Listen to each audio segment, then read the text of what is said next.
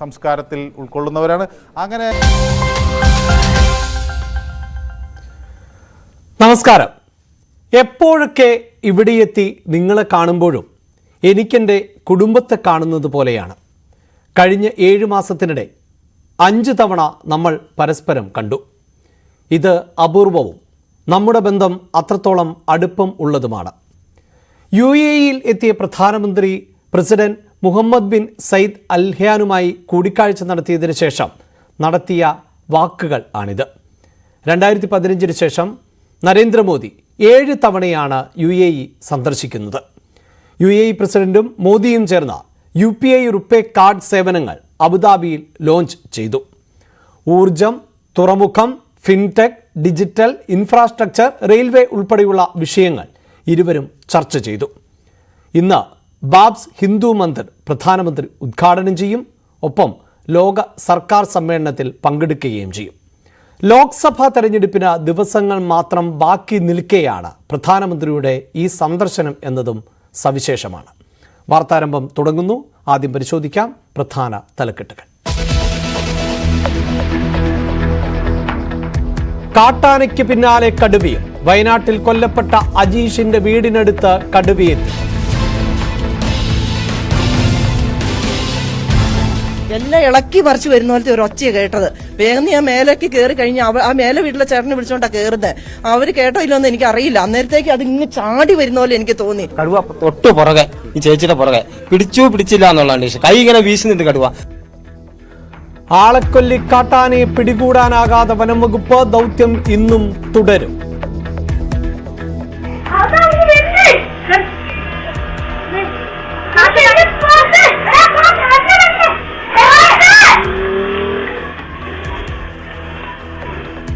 വടുവഞ്ചാലിൽ ജനവാസ മേഖലയിൽ കാട്ടുപോത്തിറങ്ങി. പ്രദേശവാസി രക്ഷപ്പെട്ടത് തലനാരിഴയ്ക്ക്.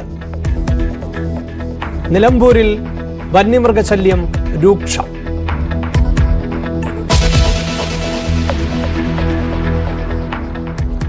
കണ്ണൂർ കൊട്ടിയൂരിൽ മയക്കുവെടി വെച്ച് പിടികൂടിയ കടുവ ചത്തത് തൃശൂർ മൃഗശാലയിലേക്ക് കൊണ്ടുപോകും വഴി.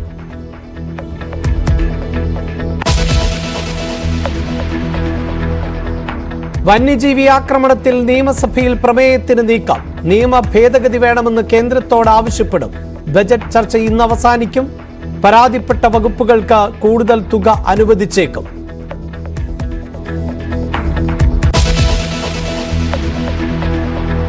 मेरी मदद करेंगे आप, पक्का करेंगे. भारत माता की പ്രവാസികളെ ഇളക്കി മറിച്ച് മോദിയുടെ UAE സന്ദർശനം. അബുദാബിയിൽ ഇന്ന് ലോക സർക്കാർ സമ്മേളനം. ബാബ്സ് മന്ദിർ വിശ്വാസികൾക്ക് സമർപ്പിക്കും. രാത്രി ഖത്തറിലേക്ക് പുറപ്പെടും.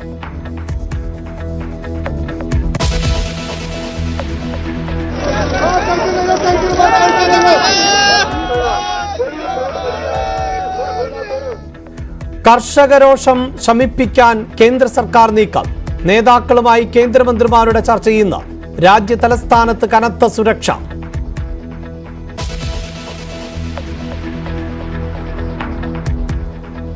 ലോക്സഭാ തെരഞ്ഞെടുപ്പ് ഒരുക്കങ്ങൾ വിലയിരുത്താൻ കേന്ദ്ര തെരഞ്ഞെടുപ്പ് കമ്മീഷൻ കേരളത്തിൽ.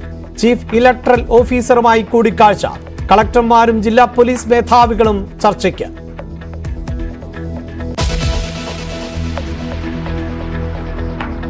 ലോക്സഭാ സീറ്റ് വിഭജനം ചർച്ച ചെയ്യാൻ UDF യോഗം ഇന്ന്. 3ാം സീറ്റ് ആവശ്യത്തിൽ ഉറച്ച് ലീഗ്. കേരള കോൺഗ്രസ് ജോസഫ് വിഭാഗം സ്ഥാനാർത്ഥിയെ നാളെ പ്രഖ്യാപിക്കും.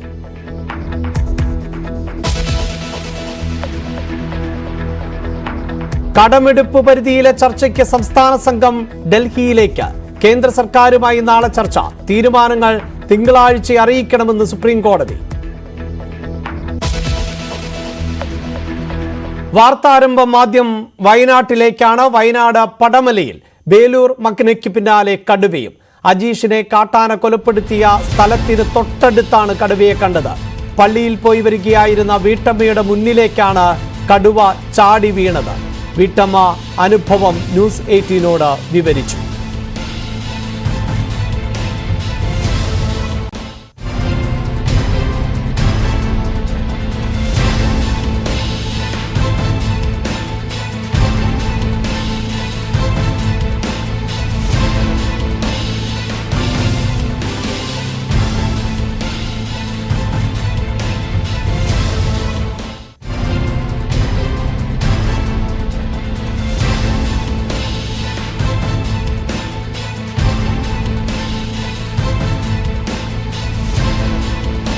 എന്റെ വീട് ഇവിടെ തൊട്ടടുത്താ. റോഡിലോട്ട് കയറി ഇവിടെ എത്തിക്കഴിഞ്ഞ് കഴിഞ്ഞപ്പം ഞാൻ അങ്ങേ വശത്തുനിന്ന് എന്തോ ഒരു ഒച്ച കേട്ടു, ഞെരിയുന്ന ഒരു ഒച്ച.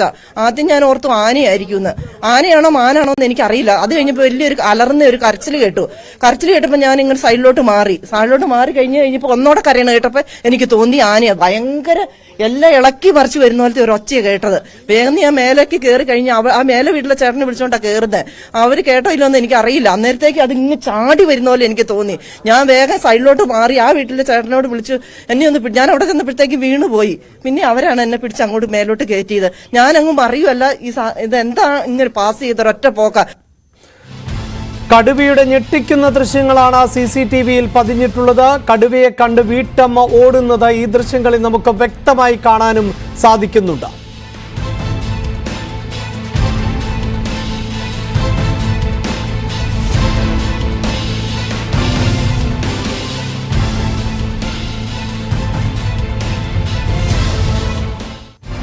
വീട്ടമ്മയുടെ നിലവിളി കേട്ടാണ് നാട്ടുകാർ ഓടിക്കൂടിയത്.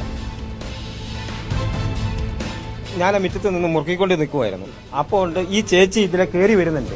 അപ്പം ഞാൻ ചോദിച്ചു, ചേച്ചി എന്താ ചേച്ചി വരുന്നത്, എന്താ ചേച്ചി പറ്റിയെന്ന് ചോദിച്ചു. എന്ത് ചേച്ചി എന്നുകൊണ്ട് ഇറങ്ങി വന്നു. ഇറങ്ങി വരുമ്പോഴാണ് കടുവ തൊട്ട് പുറകെ, ഈ ചേച്ചിയുടെ പുറകെ പിടിച്ചില്ല എന്നുള്ളതാണ്. കൈ ഇങ്ങനെ വീശുന്നുണ്ട് കടുവ. അപ്പത്തേന് ഈ ചേച്ചി ഇടത്ത് ഭാഗത്തേക്ക് ചാടി ആ കാപ്പിക്കാത്തറ കയറിയിട്ട് ഇപ്പുറത്തെ തിണ്ട കയറിയപ്പോഴത്തേ കടുവ ഞാൻ അലറി കിടന്നുണ്ട്. പോയപ്പോഴത്തേനും കടുവ എൻ്റെ വീടിൻ്റെ മുറ്റത്തൂടെ കയറി. അപ്പോൾ എൻ്റെ വീട്ടിൽ എൻ്റെ കൂടെ ഒരു പൂച്ചയുണ്ടായിരുന്നു. അതിനെ ഓടിച്ച് തൊട്ട് പറമ്പിലേക്ക് കയറി പോയത്. എങ്ങനെ വലിയ വലിപ്പമുള്ള കടുവയാ. ഈ പൊക്കമുണ്ട്, ഒരു നല്ല നീളമുണ്ട്, ഭയങ്കര നീളമുണ്ട്. അതിന്റെ വാലിന് തന്നെ ഈ നീളമുണ്ട്. രാത്രി പലവട്ടം കടുവയുടെ അലർച്ച കേട്ടതായും നാട്ടുകാർ പറയുന്നുണ്ട്. മുൻപും ഈ പ്രദേശത്ത് കടുവ സാന്നിധ്യം ഉണ്ടായിരുന്നതായും പ്രദേശവാസികൾ പ്രതികരിക്കുന്നു.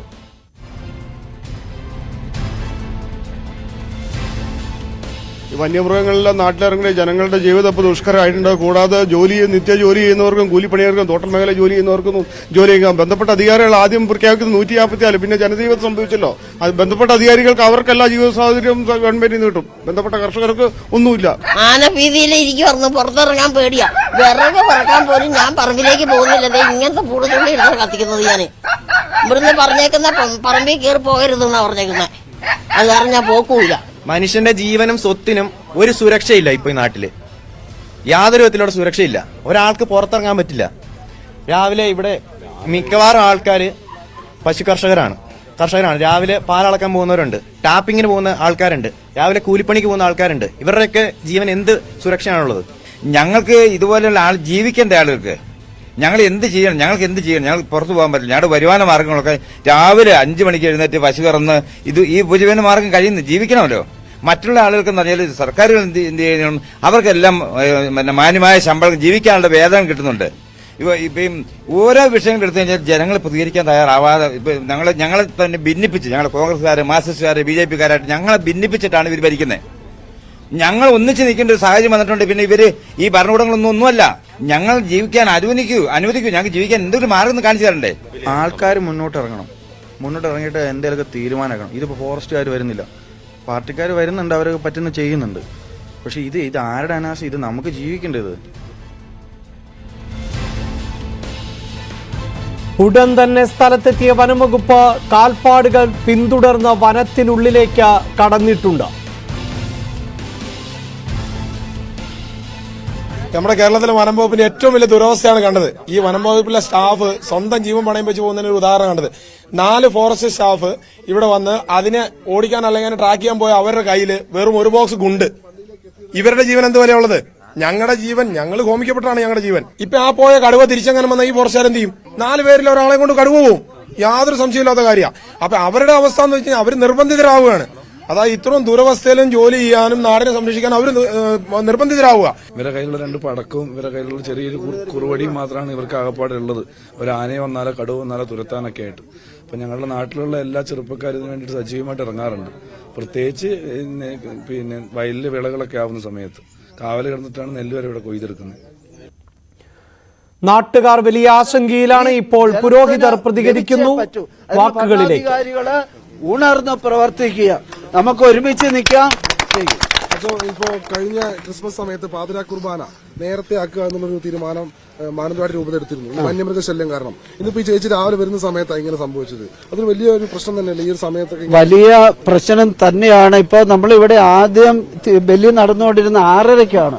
അപ്പൊ ഈ ആനയുടെ പ്രശ്നം വന്നത് പിന്നെ എല്ലാരും കൂടെ നമുക്ക് 6:45 എല്ലാരും ഒരു 6:30 വീട്ടിൽ നിന്ന് പോന്ന എന്നും പറഞ്ഞ് തീരുമാനം മാറ്റി ഇപ്പൊ 6:45 എന്നിട്ട് നേരം വെളുത്തു കഴിഞ്ഞിട്ടാ ചേച്ചി വന്ന്.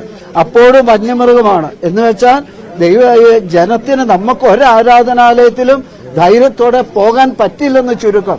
അപ്പൊ ഇനിയിപ്പൊ ഞാൻ ചിന്തിക്കൊരു 7 മണിക്കാക്കാം. എന്നാൽ ഈ ഒരു മൃഗം ഈ മൃഗങ്ങൾ ഇവിടെ ഉണ്ടെങ്കിൽ 7 ഉച്ചയ്ക്ക് വെച്ചാലും ഈ ജനത്തിന് പുറത്തിറങ്ങാൻ പറ്റുകയില്ല. വലിയ വേദനയുണ്ട്. ഇവരൊക്കെ നിസ്സഹായരാണ്. ആരുടെ സപ്പോർട്ടാണ് ഈ ജനത്തിനുള്ളത്? നമുക്ക് എന്തായാലും പ്രതിഷേധം വലിയ രീതിയിൽ തന്നെ തുടരുകയാണ്. ഈ പടമല പള്ളിക്ക് മുൻവശത്തുള്ള ഈ കടുവയെ കണ്ടതിന്റെ തൊട്ട് താഴെ ഭാഗത്ത് വെച്ചാണ് അവിടെ ഉപരോധിച്ചുകൊണ്ട് വഴി തടഞ്ഞുകൊണ്ടാണ് ജനങ്ങൾ പ്രതിഷേധിക്കുന്നത്. നമുക്ക് കാണാം ബസ് അടക്കമുള്ള വാഹനങ്ങൾ ഈ തീർച്ചയായും വലിയ പ്രതിഷേധത്തിലേക്ക് ജനങ്ങളടക്കം പോകുന്നുണ്ട്. അനീഷ, അത്രമേൽ ഭയാനകമാണ് ഈ ദൃശ്യം. നമുക്ക് കണ്ടാൽ തന്നെ ഒരുപക്ഷെ ടെലിവിഷനിൽ കാണുമ്പോൾ തന്നെ ഭയാനകം. അപ്പോൾ ആ ചേച്ചിയൊക്കെ എത്രത്തോളം ഭയന്നിട്ടുണ്ട് എന്ന് നമുക്ക് സങ്കല്പിക്കാൻ പോലും സാധിക്കുന്നില്ല. ഓടി രക്ഷപ്പെട്ടു എന്നത് തന്നെ വലിയ ഭാഗ്യം. ഏത് തരത്തിലാണ് നാട്ടുകാരുടെ പ്രതിഷേധം?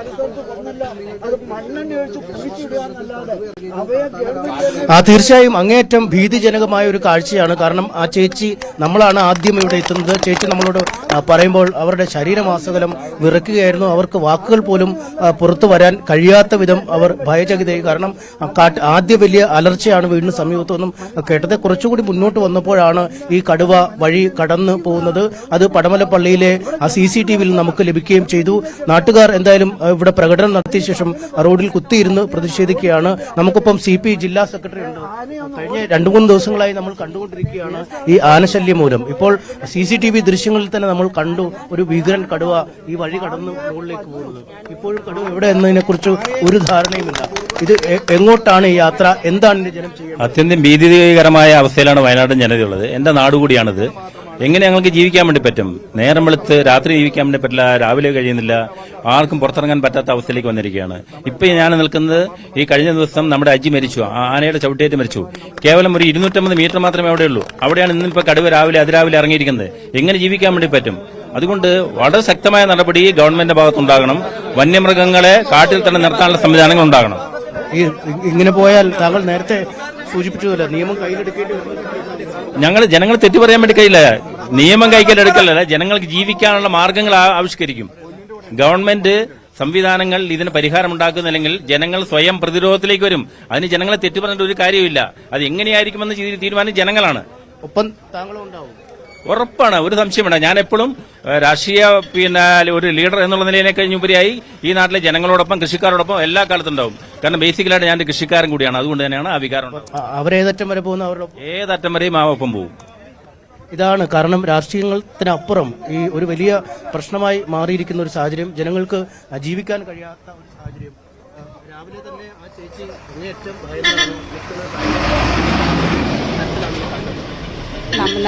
ഞാൻ എന്റെ ഡിവിഷനിലാണ് അജീഷ് എന്ന വ്യക്തി മരിച്ചത്. നമുക്ക് ആ കുടുംബത്തിനാണ് ആള് നഷ്ടപ്പെട്ടിരിക്കുന്നത്. അപ്പോൾ ഇന്നും വലിയൊരു അപകടമായിരുന്നു ഇവിടെ നടക്കേണ്ടത്. പക്ഷെ തലനാടിരിക്കാണ് ലിസ്റ്റ് ചേച്ചി രക്ഷപ്പെട്ടു പോകുന്നത്. അപ്പൊ കാട്ടിലെ മൃഗങ്ങൾ കാട്ടിൽ തന്നെ നിൽക്കട്ടെ, നാട്ടിലേക്ക് ഇറങ്ങണം. നമ്മളെ പോലെ സാധാരണ ജനങ്ങൾക്ക് ജീവിക്കണം. ഇപ്പൊ പള്ളിയിൽ പോകുന്ന സമയം, പാലിളക്കുന്ന സമയത്ത് ഈ മേഖലയിൽ നിന്ന് പറയുന്ന ക്ഷീരകർഷകരാണ് അധികം ഉള്ളത്. രാവിലെ 5 മണിക്ക് എണീച്ച് പശുവിനെ കറക്കാൻ പോകുന്നു. എന്തെങ്കിലും ഒന്ന് സംഭവിച്ചു പോയിരുന്നെങ്കിൽ ഇന്നത്തെ ഈ ഇവിടുത്തെ അവസ്ഥ എന്തായിരുന്നു? അതായത് കഴിഞ്ഞ ദിവസം അജിയുടെ മരണത്തിൽ നിന്നും ഇപ്പോഴും ഈ മേഖല, താങ്കൾ ഈ മാനന്തവാടി നഗരസഭയിലെ കൗൺസിലറാണ്, കുറുവ ഡിവിഷന്റെ കൗൺസിലറാണ്. എന്റെ ഡിവിഷനിലാണ് ഈ സംഭവം നടന്നത്. തൊട്ടടുത്ത് ഈ ഒരു വ്യത്യാസമാണ് ഡിവിഷൻ തമ്മിലുള്ളൂ. പക്ഷെ എങ്കിലും ഭയങ്കര ഒരു ഭീതിയോടുകൂടിയാണ് ഞങ്ങളെല്ലാം ഇപ്പൊ ഇവിടെ നിൽക്കുന്നത്. വല്ലാത്തൊരു അവസ്ഥയാണ്. 2 വർഷം മുമ്പ് ഞാൻ തന്നെ കാട്ടാനയുടെ മുമ്പിൽ പെട്ട ഒരു അവസ്ഥയുണ്ടായിരുന്നു. അന്നും വനംവകുപ്പിന്റെ ഭാഗത്തുനിന്ന് ഒരു നടപടിയും നമുക്കുണ്ടായിട്ടില്ല. ഞാൻ പറമ്പി പുല്ല് വെട്ടിക്കൊണ്ടിരിക്കുമ്പോൾ ആന നേരെ വരുമായിരുന്നു. ഞാൻ ഓടി രക്ഷപ്പെടുകയാണ് ചെയ്തത്. ഞാൻ കുറെ ദിവസമായി. ഞങ്ങൾ പള്ളിയിലേക്ക് കയറി വരുന്നത്, എന്റെ ചേട്ടനൊക്കെ വരുന്നു. ഞങ്ങൾ പള്ളിയിലേക്ക് കയറി ഇപ്പൊ വത്സ എന്ന് പറയുന്ന ഒരു ചേച്ചി ഭയങ്കര കടിച്ചില്ല. ഞാൻ ഇറങ്ങി വത്സ. അപ്പൊ ഇറങ്ങി വരുമ്പോ അവിടെ ആ ചേച്ചി ഇന്ന് കരയുന്നുണ്ട്. അപ്പൊ അപ്പൊ ഇറങ്ങി വന്നപ്പോ എല്ലാവരോടും പറഞ്ഞു പള്ളി കയറിക്കോ, ഇത് വരുന്നുണ്ടെന്ന്. ഒരു സുരക്ഷയില്ല. ഇപ്പൊ അയച്ചേട്ടന്റെ ആന ഇതാക്കുന്നു, ഇപ്പൊ പുലി വന്നു, ഒരു സുരക്ഷയില്ല. ഞങ്ങൾ ഈ പള്ളിയിലേക്ക് രാവിലെ വരുന്നവരാ. 6:30ക്കാണ് കുർബാന. ഇപ്പൊ ആന ഇറങ്ങിയതുകൊണ്ട് 15 മിനിറ്റ് മാറ്റി 6:45. അപ്പൊ ചേച്ചി അവിടുന്ന് 6:30ക്ക് വന്നപ്പോഴാണ് ഇവിടെ പുലി ഇറങ്ങുക. ഒരു 6:40 ആയപ്പോഴേക്കും ഞാന് പള്ളിയിൽ ആൾക്കാരെ കൊടുക്കുന്നത്. അപ്പൊ ഞാൻ ഈ ഡ്രസ്സ് ഇട്ടുകൊണ്ടിരിക്കുമ്പോഴാണ് അവിടെ ആ ചേച്ചി ഇങ്ങ് വരുന്നത്, അണ്ട് കരയുന്നത്. ഇത് ഞാൻ വേഗം ഇങ്ങ് ഇറങ്ങി ഇവിടെ വരെ വന്നു. അപ്പൊ ആ ചേച്ചി അവിടെ നിന്ന് കരയുന്നുണ്ടായിരുന്നു. ചേച്ചി വീണു തോന്നുന്നു. ക്യാമറയിൽ കടുവ പതിഞ്ഞിട്ടുണ്ട്. ഈ ക്യാമറയിൽ കടുവ പതിഞ്ഞിട്ടുമുണ്ട്. എങ്ങനെയാണ്, ഒരു വലിയ ഭയമാണോ ഇപ്പം ആന കഴിഞ്ഞു? ഭയമുണ്ട്. ഇവിടെ ഈ ജനവാസ മുഴുവൻ ഭാഗം ജനവാസ. ഇവിടേക്ക് ആനയും ഇതൊക്കെ ഇറങ്ങും. ഭയങ്കര പ്രതിഷേധം. എത്ര ദിവസമായി സ്കൂളിൽ പോയിട്ട്? ഈ ആഴ്ച പോയിട്ടേ ഇല്ല. കഴിഞ്ഞ ആഴ്ച ഇത് പെരുന്നാളായിരുന്നു. അയച്ചേട്ടൻ പള്ളിയിൽ കഴിക്കാൻ ഇവിടെ കുറുക്കമൂല അന്ന് പുലി ഇറങ്ങിയപ്പം അയച്ചേട്ടനാണ് ആദ്യം തന്നെ അവിടെ പോയി ഇതാക്കിയത്. അയച്ചേട്ടൻ നല്ലൊരു മനുഷ്യനായിരുന്നു. എപ്പോഴും പള്ളിയിൽ തന്നെ ഉണ്ടാവും. നല്ലൊരു മനുഷ്യൻ, എപ്പോഴും നല്ല ഭക്തനാണ്. അപ്പൊ എല്ലാവരും ഇങ്ങനെ വരുമ്പോ ആ ചേച്ചി അവിടെ കരയുന്നുണ്ട്, പുലി അങ്ങോട്ട് കേറിയെന്നും പറയുന്നുണ്ട്. നിങ്ങൾ സ്കൂളിൽ പോകണ്ടേ? ഇനിയും പോവില്ല. 9:00 സ്കൂൾ ബസ് വരും. ഇല്ല, ഇവര് ഈ പോലീസുകാർ അതെ കണ്ടോ രാവിലെ കടുവ വന്നപ്പോ? ഇല്ല, ഞാനിന്ന് പള്ളി തരാൻ വേണ്ടി ഇരുന്നായിരുന്നു, പക്ഷെ ഇന്ന് വന്നില്ല. രാവിലെ എങ്ങനെ പള്ളിയിൽ ഇനി വരും? അതെ, ഭയങ്കര പേടിയാണ് ഇപ്പൊ വയനാട്ടിലെ ജനങ്ങൾക്ക്. ഇതാണ് കുട്ടികൾ പറയുന്ന ഒരു കാര്യം. ഈ കുട്ടികൾ ഈ പള്ളിയിൽ ഈ സമയത്തുണ്ടായിരുന്ന കുട്ടിയാണ് എൻ്റെ കൂടെ ഇപ്പോൾ ഉള്ളത്. അവൻ ആണ് ഈ ചേച്ചിയുടെ ബഹളം കേട്ട് മുന്നോട്ട് നോക്കുമ്പോഴാണ് ഈ ചേച്ചി നിലവിളിച്ചുകൊണ്ട് വരുന്നത് കണ്ടത്. എന്തായാലും ഇവരടക്കമുള്ള ആളുകൾ സാധാരണഗതിയിൽ രാവിലെ പള്ളിയിൽ വരുന്നതാണ്. ആ പള്ളിയിലെ കുർബാന സമയം 6:30 നിന്നും 6:45 നീക്കി. എന്നിട്ടും ആ സമയം തികയാത്ത അവസ്ഥ. അല്ലെങ്കിൽ 7 മണി കഴിഞ്ഞിട്ടും നമുക്കിപ്പം മറ്റൊരു കൗൺസിലർ കൂടെ ഉണ്ട്. ഈ കടുവ കടന്നുപോയത്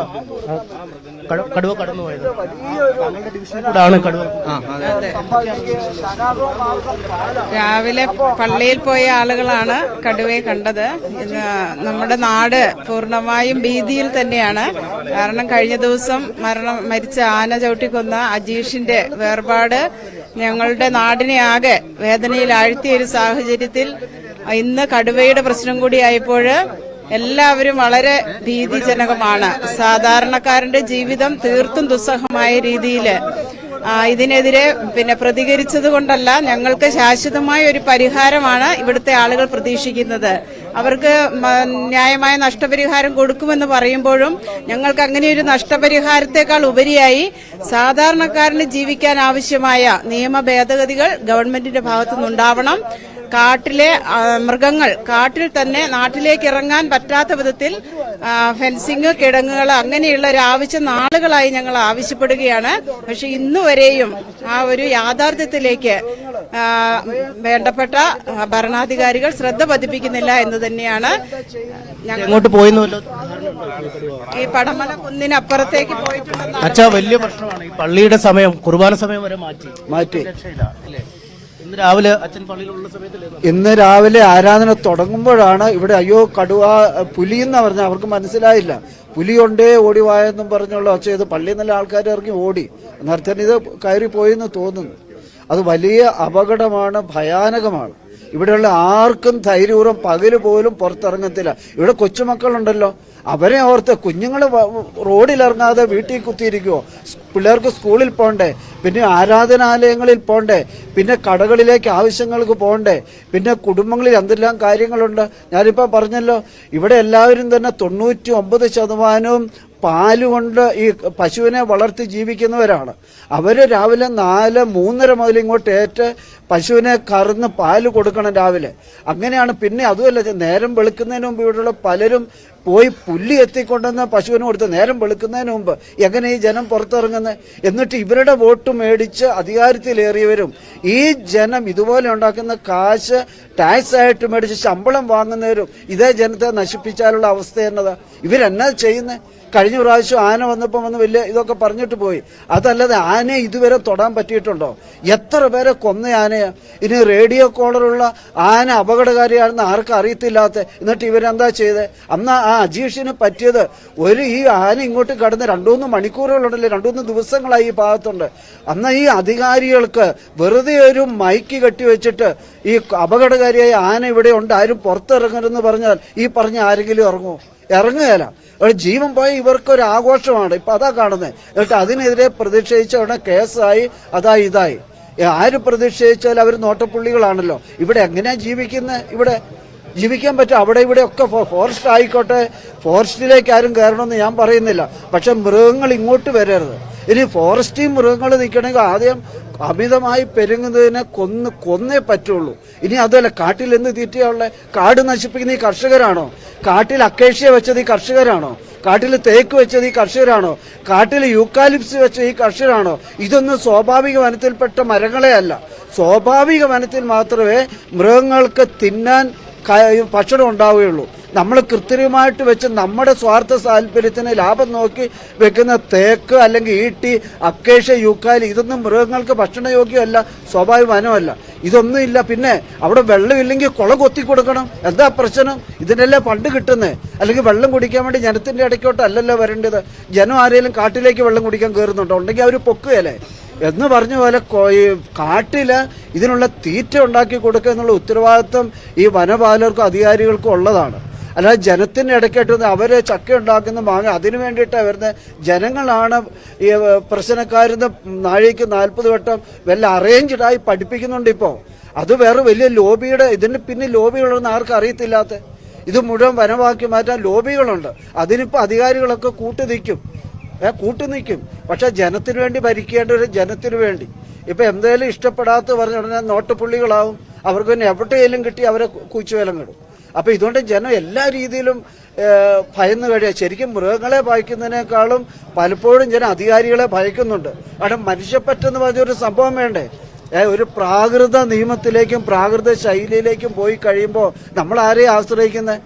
ഇവിടെ ഒരു ജനത്തിന് അത്യാവശ്യമെന്ന് നമ്മളൊരു മറ്റു പ്രശ്നം ഉടനെ പോലീസ് സഹോദരങ്ങളുടെ അടുത്തേക്ക് ഇല്ലെങ്കിൽ വനത്തിലുമായിട്ട് ബന്ധം അവരുടെ അടുത്തേക്ക് ഇല്ലും. അവരെ കൈ മലർത്തിയ പിന്നെ ഈ ജനം എന്താ ചെയ്യേണ്ടത്? അവരാണ് നമ്മളെ സംരക്ഷിക്കേണ്ടത്, അല്ലാതെ വെറുതെ അല്ല.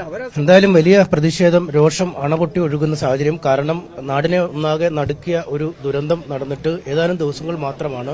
ആ ദുരന്തത്തിന് കാരണക്കാരനായ ആനയെ തെരഞ്ഞുള്ള ദൗത്യം ഇനിയും എങ്ങും എത്താത്ത സാഹചര്യത്തിൽ ഓരോ ദിവസവും രാവിലെ തെരച്ചിൽ ആരംഭിച്ചു എന്ന് പറയുമ്പോഴും ആനയെ കണ്ടെത്താൻ കഴിയാത്ത ഒരു സാഹചര്യം, ആനയെ മയക്കോട് വെച്ച് പിടികൂടി കാട്ടിലേക്ക് അയക്കാൻ കഴിയാത്ത ഒരു സാഹചര്യം. ഇത്തരമൊരു സാഹചര്യത്തിലാണ് ജനങ്ങളിൽ ഭീതി വിതച്ചുകൊണ്ട് ഒരു കടുവ എത്തിയിരിക്കുന്നത്. തലനാരിഴയ്ക്കാണ് ലിസി എന്ന വീട്ടമ്മ ഈ കടുവയുടെ ഒരുപക്ഷെ ഉണ്ടാവാൻ ഇടയുണ്ടായിരുന്ന ആക്രമണത്തിൽ നിന്നും രക്ഷപ്പെട്ടത്. ആ വീട്ടമ്മയെ താണ്ടി ഈ കുന്നിൻ ചെരുവിലേക്ക് കടുവ പോയിരിക്കുകയാണ്. കുന്നിന്റെ മുകൾ ഭാഗത്തു നിന്നും മറ്റൊരു വശത്തേക്ക് പോയി എന്ന് ഒരു കോളനിയിൽ നിന്നുള്ള ആളുകൾ വിവരം നൽകിയിട്ടുണ്ട്. എന്തായാലും വനപാലകർ ഇപ്പോഴും കാട്ടിനുള്ളിൽ കടുവയ്ക്ക് വേണ്ടി തെരച്ചിൽ നടത്തുന്നു. പോലീസ് അടക്കമുള്ള ആളുകൾ ഇവിടെ എത്തിയിരിക്കുന്നു. നേരത്തെ ഈ നാട്ടുകാർ രോഷാകുലരായി പ്രതിഷേധ പ്രകടനം നടത്തിയ ശേഷം ഈ റോഡ് ഉപരോധിച്ചാണ് അവരവരുടെ പ്രതിഷേധം രേഖപ്പെടുത്തിയത്. അതിനുശേഷം ഇപ്പോൾ വാഹനങ്ങൾ കടത്തിവിട്ടിരിക്കുന്നു. വൻ പോലീസ് സന്നാഹവും ഇവിടേക്ക് എത്തിയിട്ടുണ്ട്. കാര്യങ്ങൾ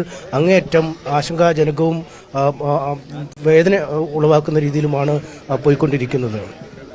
തീർച്ചയായും വയനാട്ടിലെ ജനങ്ങൾ വലിയ ആശങ്കയിൽ തന്നെയാണ്. ഇപ്പോൾ വലിയ പ്രതിഷേധമാണ് വയനാട്ടിൽ നടന്നുകൊണ്ടിരിക്കുന്നത്. കാട്ടാനയ്ക്ക് പിന്നാലെ കടുവയുടെ സാന്നിധ്യം കൂടിയായതോടെ കടുത്ത ഭീതിയിലാണ് നാട്ടുകാർ. CCTV ദൃശ്യങ്ങളിൽ നമുക്ക് വ്യക്തമാകുന്നു. കടുവ റോഡിനു കുറുകെ പായുന്നത് കാണാം. ആ കടുവയിൽ നിന്നാണ് തലനാരിഴയ്ക്ക് ആ പ്രദേശത്തെ ഒരു ചേച്ചി, വത്സ എന്ന് നേരത്തെ പറഞ്ഞു, രക്ഷപ്പെട്ടത്. പള്ളിയിലേക്ക് പോകുന്ന വഴിക്കാണ് ഈ വലിയ ശബ്ദവും അലർച്ചയും കേട്ടത്. അങ്ങനെ തിരിഞ്ഞോടുകയായിരുന്നു. സ്വാഭാവികമായും ഒരു ശബ്ദം കേൾക്കുമ്പോൾ എവിടെയാണ് ഈ പുലിയുടെ അല്ലെങ്കിൽ കടുവയുടെ സാന്നിധ്യം എന്നൊന്നും തിരിച്ചറിയാൻ പറ്റില്ല. ഏതാനും സെക്കൻഡുകളുടെ വ്യത്യാസത്തിൽ അത്ഭുതകരമായ രക്ഷപ്പെടൽ.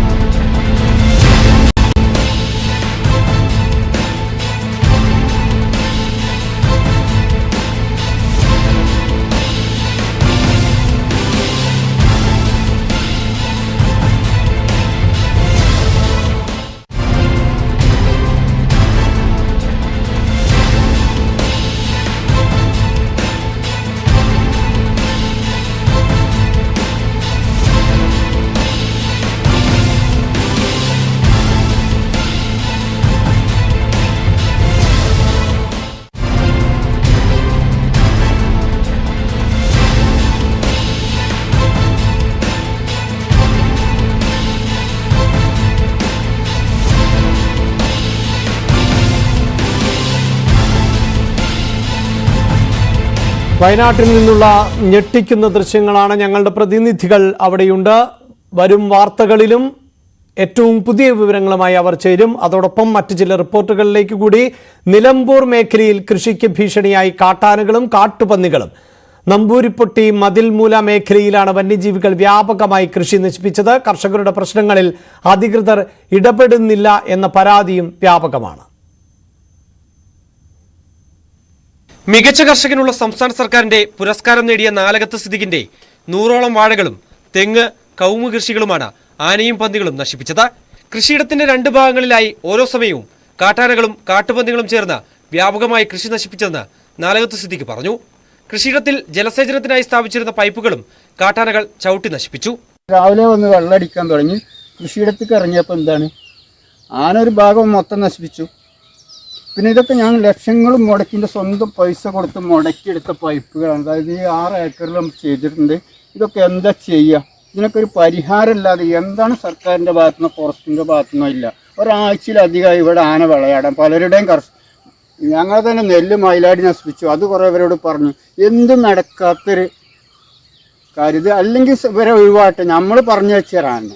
കഴിഞ്ഞ 3 ദിവസമായി കാട്ടാനകൾ ഈ മേഖലയിൽ വ്യാപകമായി കൃഷി നശിപ്പിക്കുകയാണ്. വനപാലകരോ ജനപ്രതിനിധികളോ തിരിഞ്ഞു നോക്കുന്നില്ലെന്നും കർഷകർക്ക് ആക്ഷേപമുണ്ട്. പുലർച്ചെ വന്യമൃഗങ്ങൾ കൃഷിയിടത്തിൽ തമ്പടിക്കുന്നത് ടാപ്പിംഗ് തൊഴിലാളികൾ, പ്രഭാത സവാരിക്കാർ എന്നിവർക്കും ഭീഷണിയാകുകയാണ്. 12000 വനമേഖലയിൽ നിന്നും കാഞ്ഞിരപ്പുഴ കടന്നാണ് രാത്രിയാകുന്നതോടെ കാട്ടാനകൾ കൃഷിയിടത്തിലേക്ക് എത്തുന്നത്. ജനവാസ കേന്ദ്രങ്ങളായ മയിലാടി, എരഞ്ഞിമങ്ങാട്, പൊയിളായി, പെരുമ്പത്തൂർ, മതിൽമൂല ഭാഗങ്ങളിലാണ് വന്യമൃഗശല്യം അതിരൂക്ഷമായിട്ടുള്ളത്. ന്യൂസ് 18 മലപ്പുറം. ഇടുക്കിയിലെ പല മേഖലകളിലും വന്യമൃഗ ആക്രമണം വലിയ പ്രതിസന്ധിയാണ് സൃഷ്ടിക്കുന്നത്. അടിമാലി പഞ്ചായത്തിലെ പടിക്കപ്പ്, പരിശക്കല്ല് ഭാഗങ്ങൾ ഇപ്പോൾ കാട്ടാനകളുടെ വിഹാര കേന്ദ്രമാണ്. കൃഷി ചെയ്യാൻ കർഷകരും വിളവെടുക്കാൻ വന്യജീവികളും എന്ന നിലയിലേക്ക് സാഹചര്യം മാറിയിരിക്കുകയാണ്. വേനൽ കടുത്തു. കാടുകളിൽ നിന്ന് വന്യജീവികൾ കൂട്ടമായി നാട്ടിലേക്ക് ഇറങ്ങുമെന്ന ആശങ്കയിലാണ് ഇടുക്കിയിലെ പല മേഖലകളും. മലയണ്ണാൻ മുതൽ പുലിയും ആനയുമെല്ലാം ജനവാസ മേഖലയിൽ തമ്പടിക്കുന്നു. അധ്വാനിച്ചുണ്ടാക്കിയ കാർഷിക വിളകൾ നശിപ്പിക്കുന്നു. ഇതിനാകട്ടെ മതിയായ നഷ്ടപരിഹാരം പോലുമില്ല. അടിമാലി പഞ്ചായത്തിലെ പടിക്കപ്പ്, പരിശക്കല്ല് ഭാഗങ്ങളിൽ കാട്ടുമൃഗങ്ങളുടെ ശല്യം കൂടിയിട്ടുണ്ട്. വനം വകുപ്പിന്റെ ഭാഗത്തുനിന്ന് കാര്യക്ഷമമായ ഇടപെടൽ ഇല്ലെന്ന ആക്ഷേപം ശക്തമാണ്. കാട്ടുമൃഗങ്ങളുടെ ശല്യം വളരെ രൂക്ഷമാണ്. കർഷകർക്ക് ശരിക്കും പറഞ്ഞാൽ ഈ നട്ടുവെക്കുന്ന സാധനങ്ങളൊന്നും 1 വർഷം കഴിഞ്ഞിട്ട് അത് പറിക്കാൻ ചെല്ലുമ്പം അതിന്റെ വേര് മാത്രം കാണുന്ന അവസ്ഥയാണ്. കാരണം പന്നിശല്യം അതിനു മാത്രമുണ്ട്. അതുപോലെ ഈ പ്രദേശം മൊത്തം ഈ കർഷകർക്ക് ഈ കാട്ടുമൃഗങ്ങളെ കൊണ്ട് ശല്യം, കുരങ്ങന്റെ ശല്യമാണെങ്കിൽ ഈ ഭാഗത്തേക്കുള്ള കുരങ്ങന്റെ ശല്യം ഭയങ്കരമാണ്. അവരുടെ മുള്ളൻ പന്നി, അവരുടെ കാട്ടുമൃഗങ്ങളുടെ എല്ലാം തന്നെ. കാട്ടുപന്നിയും മുള്ളൻ പന്നിയും സ്ഥിരമായി കാർഷിക വിളകൾ നശിപ്പിക്കുമ്പോൾ ഇടയ്ക്കിടെ എത്തുന്ന വാനരക്കൂട്ടങ്ങളും ചില്ലറ നാശമല്ല വരുത്തുന്നത്. ചക്കയുടെ കാലമെത്തിയാൽ കാട്ടാന ശല്യവും രൂക്ഷമാകും. സ്ത്രീകളുടെ നേതൃത്വത്തിലുള്ള കർഷക ഗ്രൂപ്പുകൾ സ്ഥിരമായി ഇവിടെ കപ്പ കൃഷി ചെയ്തു വരുന്നുണ്ട്. മുള്ളൻ പന്നി ഉൾപ്പെടെയുള്ള മൃഗങ്ങളിൽ നിന്നും രക്ഷ നേടാൻ കൃഷിസ്ഥലത്തിന് ചുറ്റും വേലി കെട്ടിയാണ് കർഷകർ ഒരു വിധത്തിൽ കാർഷിക വിളകൾ സംരക്ഷിക്കുന്നത്. എന്നാൽ കാട്ടാനയുടെ ആക്രമണത്തിന് ഇതൊന്നും പരിഹാരമല്ല. ഫെൻസിംഗും ട്രഞ്ചും ഉൾപ്പെടെയുള്ള സുരക്ഷാ ക്രമീകരണങ്ങൾ ഒരുക്കാൻ വനം വകുപ്പും സർക്കാരും തയ്യാറാവണമെന്നാണ് നാട്ടുകാരുടെ ആവശ്യം. ന്യൂസ് 18 ഇടുക്കി. അതിനിടെ വയനാട് വടുവഞ്ചാലിൽ ജനവാസ കേന്ദ്രത്തിൽ കാട്ടുപോത്തിറങ്ങി. വടുവഞ്ചാൽ നീലിമലയിലാണ് ഇന്നലെ വൈകുന്നേരം 7 മണിയോടെ കാട്ടുപോത്ത് ഇറങ്ങിയത്. പ്രദേശവാസിയായ കളത്തിങ്കൽ പ്രദീപിന്റെ വീടിന് മുന്നിലൂടെ ഓടുന്ന കാട്ടുപോത്തിന്റെ CCTV ദൃശ്യങ്ങൾ പുറത്തുവന്നു. സ്കൂട്ടറിൽ വീട്ടിലേക്ക് വരികയായിരുന്ന പ്രദീപ് തലനാരിഴയ്ക്കാണ് കാട്ടുപോത്തിന് മുന്നിൽ നിന്ന് രക്ഷപ്പെട്ടത്.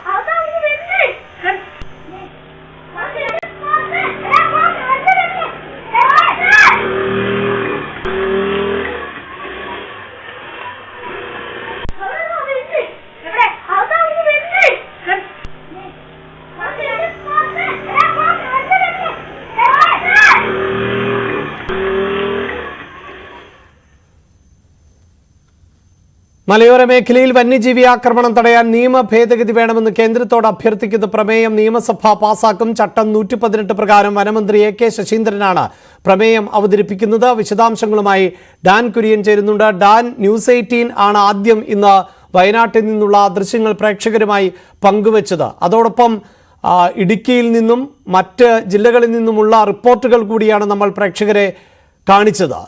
അത്രമേൽ ഗുരുതരമാണ് ഇപ്പോഴത്തെ സാഹചര്യം.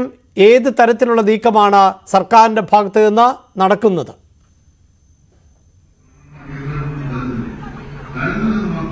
അഭിലാഷ്, വയനാട് ഉൾപ്പെടെയുള്ള മേഖലകളിൽ വന്യജീവി ആക്രമണങ്ങൾ തുടർച്ചയായിരിക്കുന്ന പശ്ചാത്തലത്തിലാണ് നിയമസഭയിൽ വനമന്ത്രി AK ശശീന്ദ്രൻ പ്രമേയം പാസാക്കാൻ ഒരുങ്ങുന്നത്. അതായത് കഴിഞ്ഞ ഏതാനും ആഴ്ചകളായി തുടർച്ചയായി വന്യജീവി ആക്രമണങ്ങൾ ഉണ്ടാകുന്നു.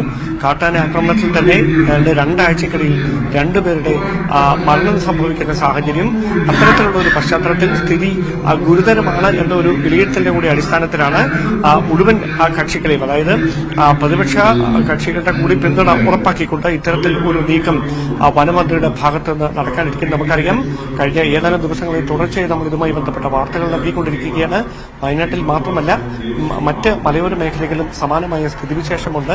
എന്തുകൊണ്ടാണ് ഇത്തരത്തിൽ വന്യജീവി ആക്രമണങ്ങൾ പതിവാകുന്നത്, അല്ലെങ്കിൽ ജനവാസ മേഖലകളിലേക്ക് വന്യജീവികൾ കാട്ടാന അടക്കം എത്തുന്ന തുടർച്ചയായ സംഭവങ്ങൾക്ക് നടപടിയെടുക്കാൻ കഴിയാതെ പോകുന്നതിനെതിരെ രൂക്ഷമായ വിമർശനം ഒരു വശത്ത് നിന്ന് ഉയരുന്നതിനിടയിലാണ് നിയമസഭയിൽ ഇത് സംബന്ധിച്ച പ്രമേയം പാസാക്കാൻ വനമന്ത്രി ഒരുങ്ങുന്നത്. വളരെ പ്രധാനപ്പെട്ട നീക്കം നിയമസഭയിൽ നിന്ന് ഡാൻ കുര്യനാണ് റിപ്പോർട്ട് ചെയ്യുന്നത്. പ്രധാനമന്ത്രി UAE-യിലാണ്. അതോടൊപ്പം മറ്റ് ദേശീയ വാർത്തകളുമുണ്ട്. അത് ഇടവേളയ്ക്ക് ശേഷം.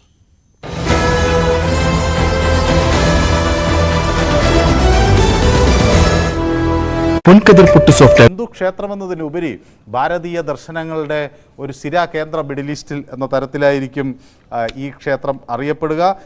മാത്രവുമല്ല, ഒട്ടനവധി നിർമ്മാണ സവിശേഷതകൾ കൂടി ഉണ്ട്.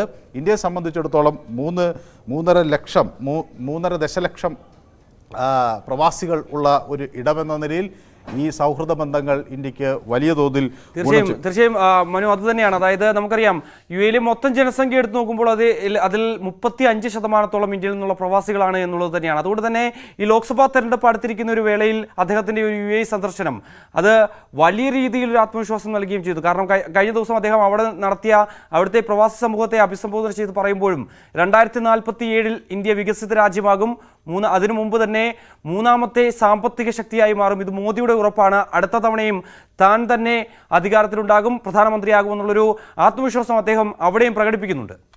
മിഥുൻ സൂചിപ്പിച്ചത് വളരെ ശരിയാണ്. കാരണം ഇന്ത്യൻ പാർലമെന്റിൽ പ്രധാനമന്ത്രി ആദ്യം ഇത് നമ്മുടെ റെഡ് ഫോർട്ടിലാണ് പ്രധാനമന്ത്രി താൻ 3ാമതും മടങ്ങി വരും എന്ന തരത്തിലുള്ള ഒരു ആത്മവിശ്വാസം ഉൾക്കൊള്ളുന്നൊരു പ്രസംഗം കണ്ടത്. പിന്നീട് അത് പാർലമെന്റിൽ മോദി കാ ഗ്യാരണ്ടി എന്ന തരത്തിൽ അദ്ദേഹം പറഞ്ഞു. ഇന്നലെയും ഈ ഇന്ത്യൻ ഡയോസ്പ്രയെ, അതായത് പ്രവാസ ലോകത്തെ അവിടെ അഭിസംബോധന ചെയ്ത പ്രധാനമന്ത്രി താൻ 3ാമതും വരും എന്നത് ഒരു വളരെ ആത്മവിശ്വാസത്തോടു കൂടി പറയുന്നത് നമുക്ക് കേൾക്കാൻ കഴിഞ്ഞു. UAE സന്ദർശനവും ഖത്തർ സന്ദർശനം നാളെയും കഴിയുമ്പോൾ ഇന്ത്യ മിഡിൽ ഈസ്റ്റ് ബന്ധം വലിയ തോതിൽ കൂടുതൽ ദൃഢമാകും എന്ന ഉറപ്പാണ് നമുക്ക് ലഭിക്കുന്നത്. ഇന്നലെ അൽഹാൻ മോദി എന്ന പരിപാടിയിൽ ഇന്ത്യൻ പ്രവാസി ലോകത്തെയും അതുപോലെ UAE-യിലെ പൗരന്മാരുമൊക്കെ ഉൾപ്പെടുന്ന വലിയ ജനക്കൂട്ടത്തെയാണ് പ്രധാനമന്ത്രി നരേന്ദ്രമോദി അവിടെ അഭിസംബോധന ചെയ്തത്. ആദ്യം ഇന്നലെ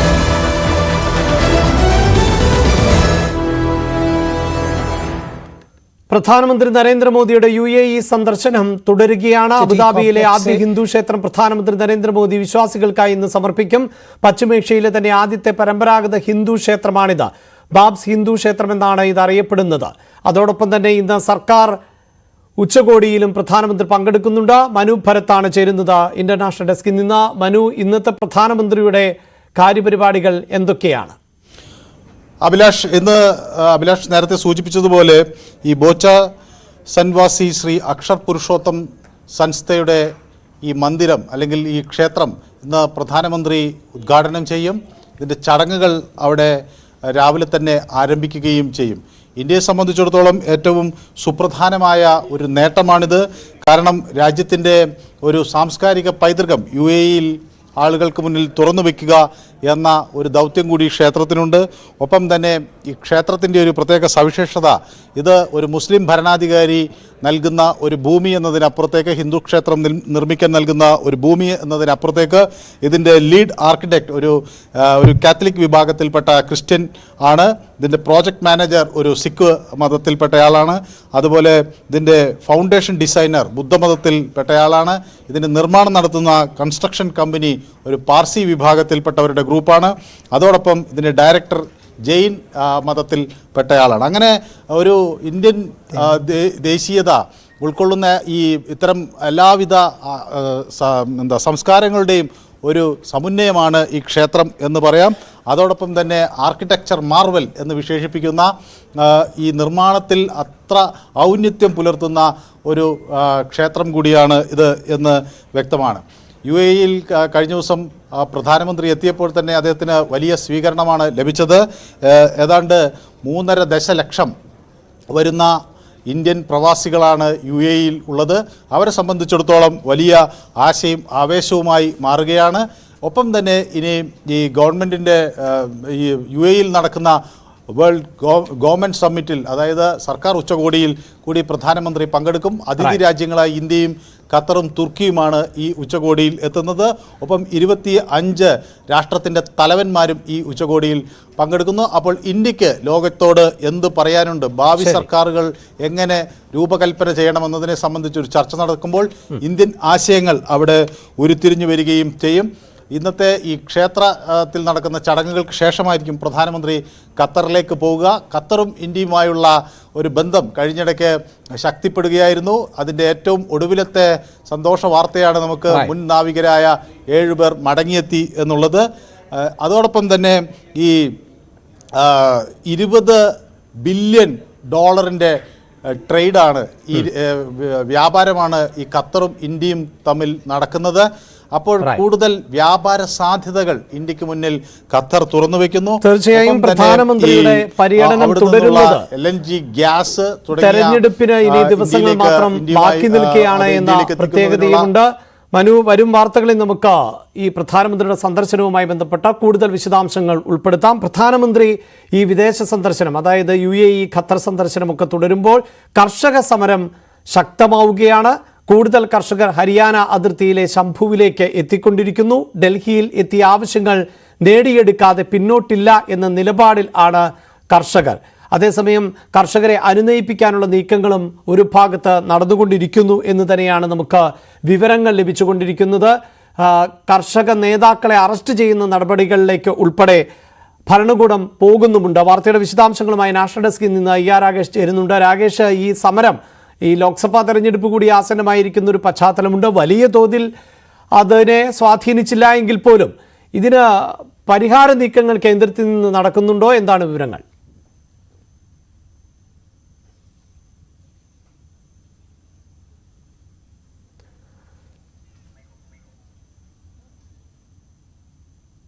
കർഷക സമരം അതിശക്തമായി തന്നെ തുടരുകയാണ്. ഡൽഹിയിലേക്ക് പ്രവേശിക്കും എന്ന നിലപാടിൽ ആണ് കർഷകർ. അതേസമയം ഈ ഡൽഹിയിലേക്ക് എത്തുന്നത് തടയാൻ വേണ്ടിയുള്ള ഊർജിതമായ ശ്രമം നടക്കുന്നുമുണ്ട്. വലിയ തോതിലുള്ള പ്രതിഷേധങ്ങൾ ആണ് കഴിഞ്ഞ ദിവസം അടക്കം രൂപപ്പെട്ടത്. ഹരിയാന അതിർത്തിയിൽ ഉൾപ്പെടെ ഈ കർഷകരെ തടഞ്ഞിരിക്കുന്ന സാഹചര്യമാണ് ഇപ്പോൾ ഉള്ളത്. രാകേഷ്, ഏതെങ്കിലും തരത്തിൽ ഇത് പരിഹരിക്കാൻ നീക്കങ്ങളുണ്ടോ?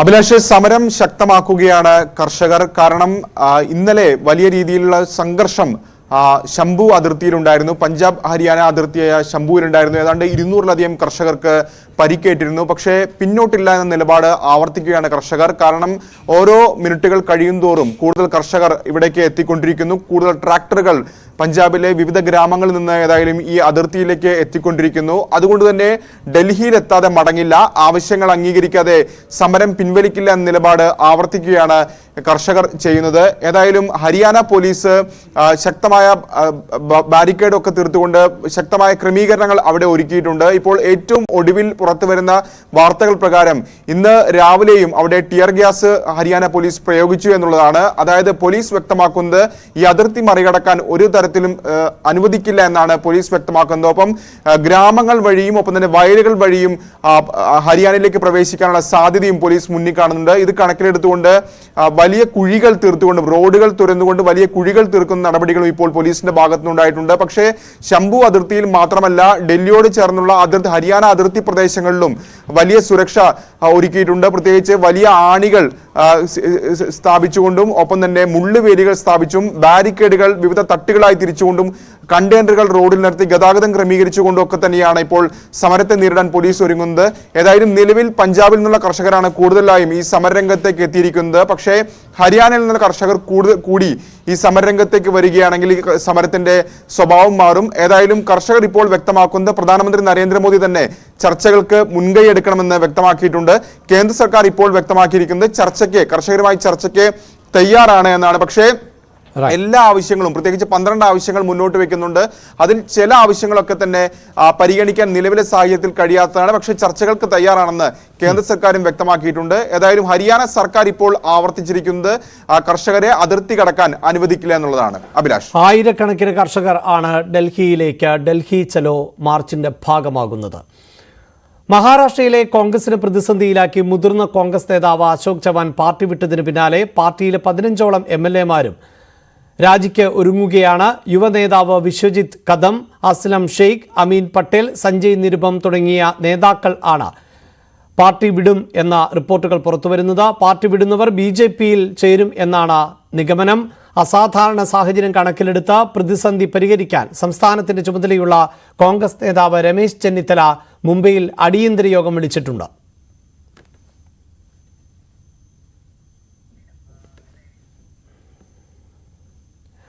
ഇതാണ് മഹാരാഷ്ട്രയിലെ സാഹചര്യമെങ്കിൽ കേരളത്തിലേക്ക് എത്തുമ്പോൾ ലോക്സഭാ തെരഞ്ഞെടുപ്പിലെ സീറ്റ് വിഭജനം ചർച്ച ചെയ്യുന്നതിനുള്ള UDF-ന്റെ നിർണായകമായ യോഗം ഇന്ന് ചേരുന്നുണ്ട്.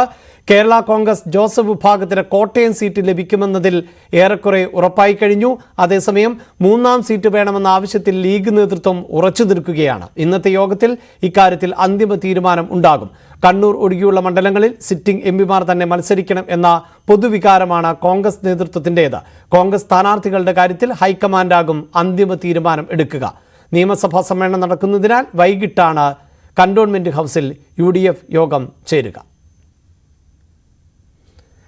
കേരള കോൺഗ്രസ് ജോസഫ് വിഭാഗം സ്ഥാനാർത്ഥിയെ നാളെ പ്രഖ്യാപിച്ചേക്കും. സീറ്റുമായി ബന്ധപ്പെട്ട് ഇന്ന് നടക്കുന്ന UDF ചർച്ചയിൽ തീരുമാനം ഉണ്ടായാൽ നാളെ സ്ഥാനാർത്ഥിയെ പ്രഖ്യാപിക്കും എന്നാണ് വിവരം. ഫ്രാൻസിസ് ജോർജിനെ കോട്ടയത്ത് സ്ഥാനാർത്ഥിയാക്കാൻ ജോസഫ് ഗ്രൂപ്പിൽ ധാരണയായിരുന്നു. ഫ്രാൻസിസ് ജോർജ് കൂടി രംഗത്ത് എത്തുന്നതോടെ കോട്ടയത്ത് തെരഞ്ഞെടുപ്പ് ചിത്രം ഏതാണ്ട് വ്യക്തമാകും. തുഷാർ വെള്ളാപ്പള്ളി BDJS സ്ഥാനാർത്ഥിയാകും എന്നാണ് വിവരം.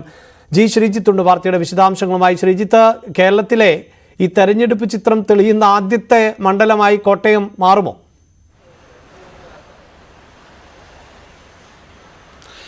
തീർച്ചയായും അങ്ങനെ വേണം പ്രതീക്ഷിക്കാൻ അഭിലാഷ്. ഇപ്പോൾ ഇതിനകം തന്നെ കേരളത്തിൽ ആദ്യത്തെ സ്ഥാനാർത്ഥി പ്രഖ്യാപനം ഉണ്ടായത് കോട്ടയത്താണ്. ഇതിനകം പ്രചരണത്തിലേക്ക് ഇറങ്ങിക്കഴിഞ്ഞു തോമസ് ചാഴിക്കാടൻ MP. എന്തായാലും ഫ്രാൻസിസ് ജോർജ് തന്നെ UDF ക്യാമ്പിൽ നിന്ന് മത്സരിക്കുമെന്ന് ഏതാണ്ട് ഉറപ്പായി കഴിഞ്ഞിട്ടുണ്ട്. അവരും എല്ലാ തരത്തിലുള്ള ഒരുക്കങ്ങളും പൂർത്തിയാക്കി കഴിഞ്ഞു. ഇന്ന് ഒരു ഔദ്യോഗിക സീറ്റ് വിഭജന തീരുമാനമുണ്ടായത്. നാളെ രാവിലെ തന്നെ PJ ജോസഫ് കോട്ടയത്ത് വാർത്താ സമ്മേളനം നടത്തിയേക്കുമെന്നാണ് ഇപ്പോൾ നമുക്ക് ലഭിക്കുന്ന സൂചന. എന്തായാലും ഏറ്റവും ആദ്യം തെരഞ്ഞെടുപ്പ് ചിത്രം തെളിയാൻ പോകുന്നു കോട്ടയത്ത് എന്നുള്ളതാണ് ശ്രദ്ധേയമായിട്ടുള്ളത്. ഇനി NDAയുടെ സ്ഥാനാർത്ഥിയെ കൂടി അറിയേണ്ടതുണ്ട്. BDJS-നാണ് സീറ്റ് എന്ന് ഏതാണ്ട് തീരുമാനമായിട്ടുണ്ട്. പക്ഷേ BJP-യുടെ ഔദ്യോഗിക പ്രഖ്യാപനം ഇനിയും വരേണ്ടിയിരിക്കുന്നു. അതുകൊണ്ട് ഒരല്പം ഇതിനെക്കാട്ടിലും ഒരല്പം കൂടി വൈകാനാണ് സാധ്യത. എന്തായാലും ഇടത് വലത് മുന്നണി സ്ഥാനാർത്ഥികൾ എത്തുന്നതോടെ കേരള കോൺഗ്രസുകൾ തമ്മിൽ ഏറ്റുമുട്ടുന്നു എന്ന അതിശക്തമായൊരു പോരാട്ടത്തിനു കൂടി കോട്ടയം വേദിയാകുന്നു എന്നുള്ളതാണ് ഏറ്റവും ശ്രദ്ധേയമായിട്ടുള്ളത്. എന്തായാലും മത്സരത്തിനായി എല്ലാ തയ്യാറെടുപ്പുകളും നടത്തിക്കഴിഞ്ഞു മുന്നണികൾ. ഇരു കൂട്ടരുകളും വിജയത്തിനായുള്ള വെല്ലുവിളികളുമായും രംഗത്തുണ്ട്. എന്തായാലും വളരെ ചരിത്രത്തിൽ ഇടന്നിരുന്ന ഒരു പോരാട്ടത്തിലേക്ക് കോട്ടയം കടക്കുമെന്ന് ഏതാണ്ട് ഉറപ്പായിരിക്കുകയാണ്. അതാണ് ലോക്സഭാ വാർത്തകൾ. ആദ്യം എത്തിക്കേണ്ട ഉത്തരവാദിത്വം കോട്ടയത്ത് നിന്നാണ്. ശ്രീജിത്തിനാണ് ആ ഉത്തരവാദിത്വമുള്ളത് എന്ന് വേണം ഇപ്പോൾ നമുക്ക് അനുമാനിക്കാൻ. കാരണം ചിത്രം തന്നെ തെളിയുകയാണ് കോട്ടയം ലോക്സഭാ മണ്ഡലത്തിൽ. അങ്ങനെ രാഷ്ട്രീയ പാർട്ടികൾ ലോക്സഭാ സീറ്റുമായി ബന്ധപ്പെട്ട ചർച്ചകൾ തുടരുകയാണ്. അതേസമയം ലോക്സഭാ തെരഞ്ഞെടുപ്പുമായി ബന്ധപ്പെട്ട ഒരുക്കങ്ങൾ വിലയിരുത്തുന്നതിനായി ദേശീയ തെരഞ്ഞെടുപ്പ് കമ്മീഷനിലെ ഡെപ്യൂട്ടി ഇലക്ഷൻ കമ്മീഷണർ അജയ് ബദു ഇന്ന് സംസ്ഥാനത്ത് സന്ദർശനം നടത്തും. ഉച്ചയ്ക്ക് 12 മുതൽ 1 മണി വരെ ചീഫ് ഇലക്ടറൽ ഓഫീസർ സഞ്ജയ് കൗളുമായി കൂടിക്കാഴ്ച നടത്തുന്നുണ്ട്. 1 മണി മുതൽ പോലീസ് ഉന്നതാധികാരികളുമായും ഉച്ചയ്ക്ക് 2:45 മുതൽ ജില്ലാ കളക്ടർമാരുമായും ജില്ലാ പോലീസ് മേധാവിമാരുമായുമുള്ള അവലോകന യോഗത്തിലും അദ്ദേഹം പങ്കെടുക്കും. സംസ്ഥാനത്തിന്റെ കടമെടുപ്പ് പരിധി വെട്ടിക്കുറച്ച പ്രശ്നത്തിൽ കേന്ദ്രവുമായുള്ള ചർച്ച നാളെ. സുപ്രീം കോടതി നിർദ്ദേശം അനുസരിച്ചാണ് ചർച്ച. കേരളം നിയോഗിച്ച സംഘം ഇന്ന് ഡൽഹിയിൽ എത്തും. 4 പ്രതിനിധി സംഘമായിരിക്കും സംസ്ഥാന സർക്കാരിനായി ചർച്ചകളിൽ പങ്കെടുക്കുക. ധനമന്ത്രി KN ബാലഗോപാൽ നേതൃത്വം നൽകുന്ന സംഘത്തിൽ മുഖ്യമന്ത്രിയുടെ chief principal secretary KM Abraham, ധനകാര്യ principal secretary Ravindra Kumar Agarwal, advocate general K Gopalakrishna Kurup എന്നിവരും ഉണ്ടാകും. ചർച്ചയിലെ തീരുമാനങ്ങൾ തിങ്കളാഴ്ച അറിയിക്കാനാണ് സുപ്രീം കോടതി ആവശ്യപ്പെട്ടിട്ടുള്ളത്.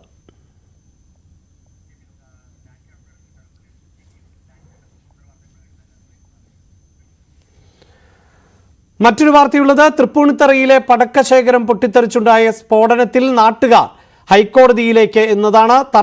തകർന്ന വീടുകൾക്ക് നഷ്ടപരിഹാരം വേണമെന്ന് ആവശ്യപ്പെട്ടാണ് ഹൈക്കോടതിയെ സമീപിക്കുന്നത്.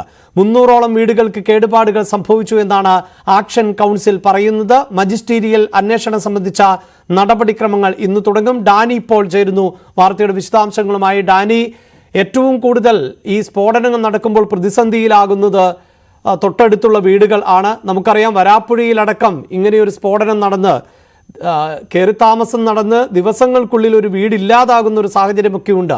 അവർ എവിടെ പോകണം, ആരെ സമീപിക്കണം എന്നതൊക്കെ വലിയ പ്രശ്നമാണ്. അപ്പോൾ അതിനൊരു ഉത്തരം ഒരു പക്ഷേ ഈ ഹൈക്കോടതിയെ സമീപിച്ചാൽ ഉണ്ടാകും എന്നുകൂടി വേണ്ടേ നമുക്ക് പ്രതീക്ഷിക്കാൻ?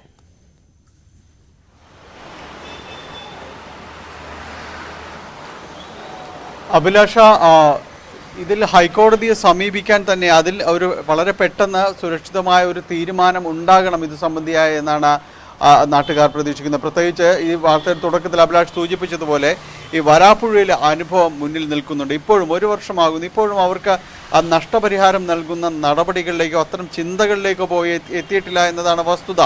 അപ്പോൾ ഈ കുറെ കൂടി ഭീകരമാണ് തൃപ്പൂണിത്തുറയിലെ ചൂരക്കാട്ടെ കാര്യങ്ങൾ. ഏതാണ്ട് 300ഓളം വീടുകളാണ് തകർന്നിരിക്കുന്നത്. അതിൽ 8 വീടുകൾ നിശേഷം തകർന്നു എന്ന രീതിയിൽ തന്നെ പറയാം.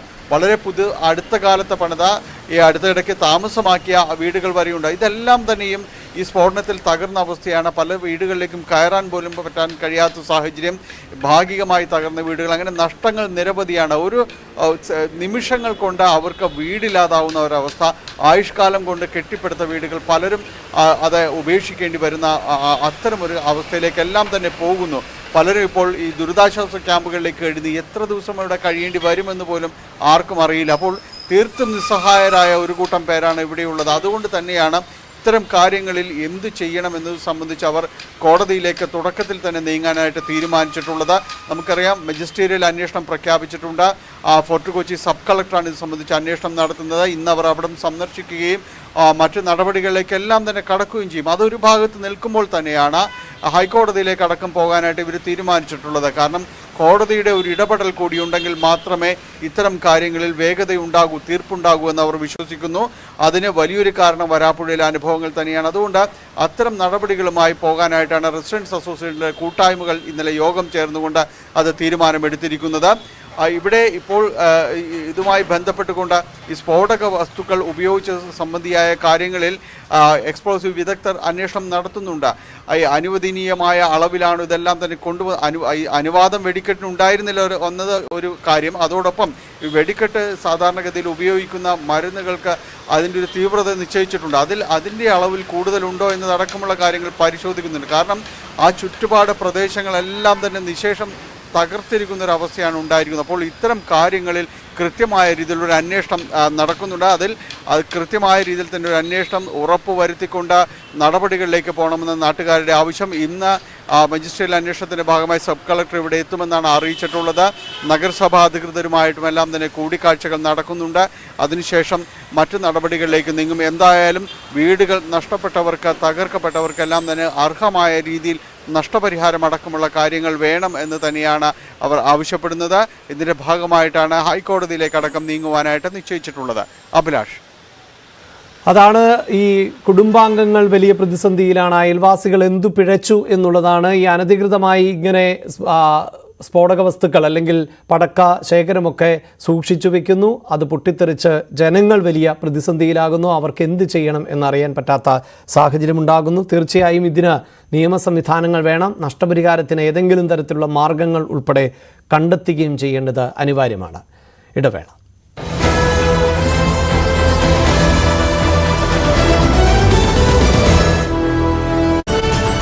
പ്രധാനമന്ത്രിയെ UAE പ്രസിഡന്റ് തന്നെ വിമാനത്താവളത്തിലെത്തി സ്വാഗതം ചെയ്യുന്ന ഒരു കാഴ്ച നമുക്ക് കാണാൻ കഴിഞ്ഞു.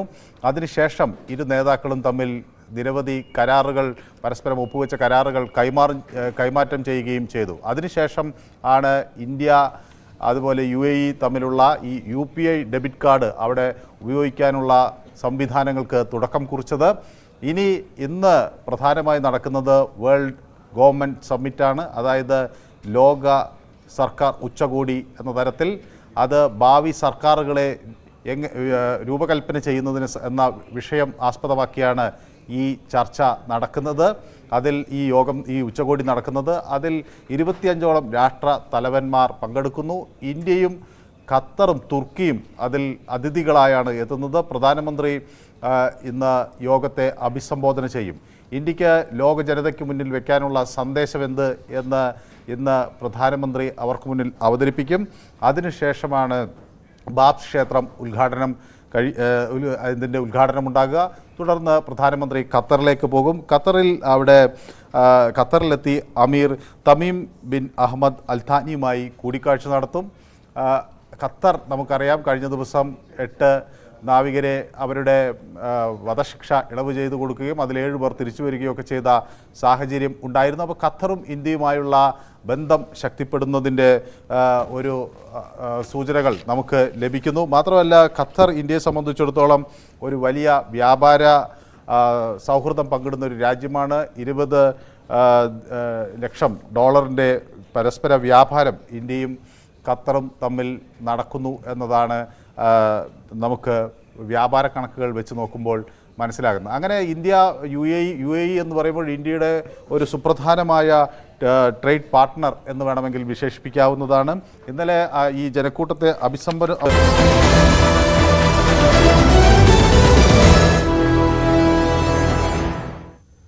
വാർത്താരംഭം തുടരുകയാണ്. ഇനി കുട്ടികൾക്ക് പരീക്ഷാകാലമാണ്. CBSE 10+2 ക്ലാസ്സുകളുടെ പരീക്ഷ നാളെ മുതൽ ആരംഭിക്കുകയാണ്. 10ാം ക്ലാസ് പരീക്ഷ മാർച്ച് 13-നും +2 പരീക്ഷ ഏപ്രിൽ 2-നുമാണ് അവസാനിക്കുക. CBSE ബോർഡ് പരീക്ഷകൾ 55 ദിവസം നീണ്ടു നിൽക്കുകയും ഏപ്രിൽ 10-ന് അവസാനിക്കുകയും ചെയ്യും. ഇടുക്കി പൂപ്പാറയിലെ കയ്യേറ്റങ്ങൾ കോടതി ഉത്തരവിനെ തുടർന്ന് റവന്യൂ അധികൃതർ ഒഴിപ്പിച്ചതോടെ ദുരിതത്തിലായ നിരവധി കുടുംബങ്ങൾ ഉണ്ട്. തമിഴ്നാട്ടിൽ നിന്നും ഉള്ളതെല്ലാം വിറ്റ് 40 വർഷം മുമ്പ് പൂപ്പാറയിൽ എത്തി ചെറിയ കടമുറി വാങ്ങി അതിൽ താമസിച്ച് കച്ചവടം നടത്തി വന്നിരുന്ന ജാഫർ അലിയും രോഗിയായ ഭാര്യയും ഇന്ന് സങ്കടങ്ങളുടെ നടുവിലാണ് ജീവിക്കുന്നത്. இதை விட்டு எங்களுக்கு காலி பண்ணி போகிறதுக்கு எங்களுக்கு இடம் இல்லை சாரே, இடம் இல்லை. இதை விட்டு போனாக்க எங்களுக்கு வழியே இல்லை. நாங்கள் சாகிறது வேற வழியே இல்லை. 3 பிள்ளைகளை வச்சுக்கிட்டு கொண்டுக்கிட்டு இங்கே தான் கஞ்சி குடிச்சிக்கிட்டு இருக்கிறோம், சாப்பிட்டுக்கிட்டு இருக்கோம். என் பிள்ளைங்க 3 இங்கே தான் படிக்குதுங்க. பிள்ளைய பீசி கட்ட கூட இப்போ காசு இல்லை. இந்த சாதனம் பூரா கேடா போயிரும். சாதனம் பூரா என்ன கேடா போயிரும். பூரா தக்காளி கத்திரிக்காய் இந்த காய்கறி பூரா வீணா போயிரும் நேரம். ഒഴിപ്പിക്കൽ നടപടികൾ പൂർത്തിയായതോടെ എങ്ങനെ ജീവിക്കണം എന്നറിയാതെ ബുദ്ധിമുട്ടുകയാണ് പൂപ്പാറയിലെ കച്ചവടക്കാർ. കടകൾ പൂട്ടി സീൽ ചെയ്തതോടെ ലക്ഷങ്ങളുടെ നഷ്ടമാണ് ഉണ്ടായത്. ഉള്ള കിടപ്പാടവും കൂടി നഷ്ടപ്പെടുമോ എന്ന ആശങ്കയിലാണ് പൂപ്പാറ നിവാസികൾ. 40 വർഷം മുമ്പ് തമിഴ്നാട് ഗൂഡല്ലൂരിൽ നിന്നും കുടുംബസ്വത്ത് വിറ്റുകിട്ടിയ പണം നൽകി പൂപ്പാറയിൽ ഒരു കൊച്ചു കടമുറി വാങ്ങി കുടിയേറിയതാണ് ജാഫർ അലിയും കുടുംബവും. കടയും വീടും എല്ലാം ഈ കൊച്ചുമുറിയാണ്. രോഗിയായ ഭാര്യയും 3 മക്കളും അടങ്ങുന്ന കുടുംബം വ്യാപാരത്തെ ആശ്രയിച്ചാണ് ജീവിച്ചിരുന്നത്. റവന്യൂ വകുപ്പ് കടകൾ സീൽ ചെയ്തതോടെ ഇനി എങ്ങനെ ജീവിക്കുമെന്ന ആശങ്കയിലാണ് ഇവർ. யாரும் எங்களுக்கு வழி சொல்றதுக்கு வேற யாரும் இல்லை சாரே. வேற இடம்லாம் இல்லை சாரே. இடம் இல்லை, வீடு இல்லை, எதுவும் இல்லை எங்களுக்கு. இதை விட்டா எங்களுக்கு வழியே இல்லை எங்களுக்கு. വീടും കടമുറിയും ഒന്നായതിനെ തുടർന്ന് റവന്യൂ വകുപ്പ് പൂട്ടി സീൽ ചെയ്തില്ല. തത്കാലം താമസിക്കാനുള്ള അനുമതി നൽകിയിട്ടുണ്ട്. മുന്നോട്ടുള്ള ജീവിതം ആശങ്കയുടെ നിഴലിലാണ്. இப்போ 30 கொள்ளாய் இவ்வளோ வந்து தாமசமாக கடையும் எல்லாருக்கும் ஜீவிதம் நடக்குதுண்டு இவ்வளோ நடத்திட்டு இருக்குது. வேறு வழி இல்லாமல் வேறு எங்கே போகணுன்னு எங்களுக்கு அறியல. வேறு பொழப்பு இது தானே, கடை தானே பொழப்பு, வீடு தாமசம் இவ்வளோ தானே தாமசம். வேறு எவ்வளோ போவாலும் இது சாத்தியம் இல்லை. எவ்வளோ பொறையில் விட்டாலும் சாதனை ரோட்டில் கிடந்தாலும் யாரும் அறியத்தில்லை. പിള്ളേരെ വെച്ച് ഇത് എവിടെ പോകാൻ അറിയത്തില്ല. മരുന്ന് കുടിക്കാനാ സാധ്യതയുണ്ട്. ഇത് ചത്തുപോകാനോ വഴിയില്ലാതുകൊണ്ട് വേറെ വഴിയില്ല. ഇത് കനത്ത പ്രതിഷേധം മറികടന്ന് പന്നിയാർപ്പുഴയുടെ തീരത്തെ 46 കടമുറികളും 39 വീടുകളുമാണ് റവന്യൂ വകുപ്പ് ഒഴിപ്പിച്ചത്. പൂട്ടിയ കടകൾക്ക് മുന്നിൽ സാധനങ്ങൾ നശിച്ചു പോകും മുമ്പ് വിറ്റ് തീർക്കാനുള്ള ശ്രമത്തിലാണ് പലരും. ന്യൂസ് 18 ഇടുക്കി. ഏക്കർ കണക്കിന് സർക്കാർ ഭൂമിയും വനഭൂമിയും കയ്യേറി വൻകിട കെട്ടിടങ്ങൾ പടുത്തുയർത്ത് റിസോർട്ട് മാഫിയകളടക്കം ഇപ്പോഴും സുഖമായി മുന്നോട്ട് പോകുന്നുണ്ട്. അവർക്ക് രാഷ്ട്രീയത്തിൻ്റെ സ്വാധീനമുണ്ട്, പണത്തിൻ്റെ സ്വാധീനമുണ്ട്. ഒരുപക്ഷെ ഭരണകൂടം നടപടികളുമായി രംഗത്ത് വന്നാൽ സുപ്രീം കോടതി വരെ നിയമ നടപടികളുമായി മുന്നോട്ട് പോയി എത്രത്തോളം നീട്ടിവെക്കാമോ അത്രത്തോളം നീട്ടിവെക്കാനുള്ള സ്വാധീനമുണ്ട്. പക്ഷേ അവരുമായിട്ടൊന്നും ജാഫറിനെ പോലെയുള്ളവരെ താരതമ്യം ചെയ്യാൻ സാധിക്കുകയില്ല. നമ്മുടെ ഭരണകൂടവും നീതിന്യായ സമ്പ്രദായവും ഈ കാഴ്ചകൾ കാണട്ടെ. വാർത്താരംഭം അവസാനിക്കുന്നു. നമസ്കാരം.